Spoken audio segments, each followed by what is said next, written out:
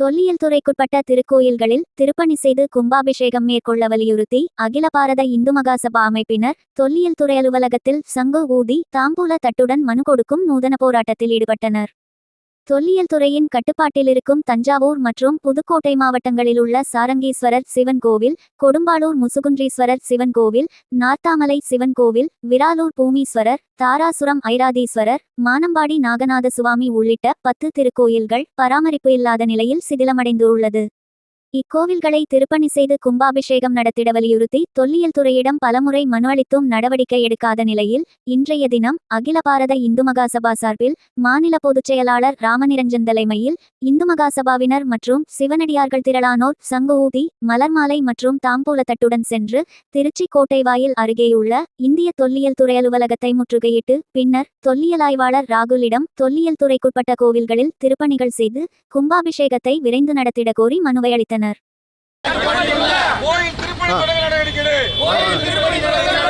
மத்திய அரசு மோடி அரசு, மத்திய அரசு மோடி அரசு, மத்திய அரசு மோடி அரசு, மத்திய அரசு மோடி அரசு நடவடிக்கை நடவடிக்கை.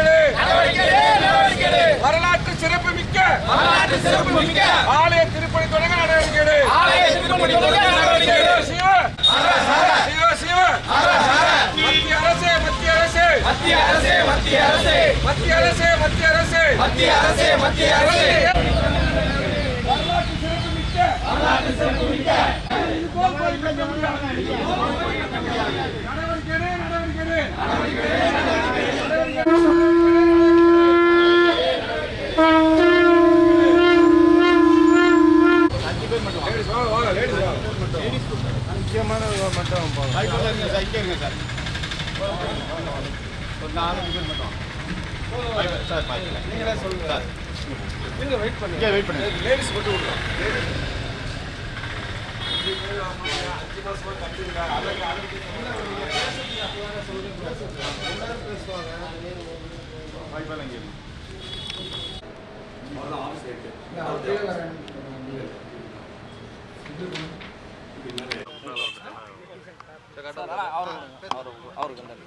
சொல்லுங்க, உங்க பேர் சொல்லி எங்க இருந்து வரீங்க, என்ன மனு தாம்பூல தட்டோட சங்கு ஊதி கொடுத்தோம் அப்படின்னு. ராமநிரஞ்சன், மாநில பொதுச் செயலாளர், அகில பாரத இந்து மகாசபா. இன்று திருச்சி தொல்லியல் துறை கண்காணிப்பு அலுவலர் உயர் திரு ராகுல் அவர்களை நாங்கள் சந்தித்து திருச்சி சரகத்தில் உள்ள மிகவும் வரலாற்று சிறப்புமிக்க தொன்மையான ராஜராஜ சோழனால் கட்டப்பட்ட மிகவும் சிதிலமடைந்திருக்கக்கூடிய ஆலயத்துடைய பட்டியலெல்லாம் நாங்கள் தயார் செய்து வந்து கொடுத்திருக்கிறோம். முன்னதாக நாங்கள் சென்ற வருடம் அக்டோபர் மாதமே மனு கொடுத்தோம். அதற்கு நடவடிக்கை எடுக்காத காரணத்தினால் இன்று தட்டில் வாழை பழம் பூ மாலை சங்கு ஊதி இன்று அலுவலகத்திற்கு வந்திருந்தோம். அதனை ஏற்று அந்த உயர் திரு அதிகாரி ராகுல் அவர்கள் எங்கள் நேரே சந்தித்து இது விஷயமல்ல, நான் நாளையே உங்கள் கோயிலை ஆய்வு செய்கிறேன், அதற்கான பணியை துரிதமாக நடவடிக்கிறேன் என்று சொல்லியிருந்தார். நாங்கள் மிகவும் மகிழ்ச்சி அடைகிறோம். மேலும் இந்த ஆலயங்களுக்கு மத்திய அரசு போதிய நிதி தமிழகத்திற்கு ஒதுக்க வேண்டும் என்பது இந்த இந்து மகாசபாவுடைய கோரிக்கை. அதிகாரிகள் செயல்படுகிறார்கள், ஆனால் அதற்கு தேவையான நிதி தேவை. நிதி இருந்தால் மட்டும்தான் இந்த ஆலயத்தெல்லாம் புனரமைக்க முடியும்.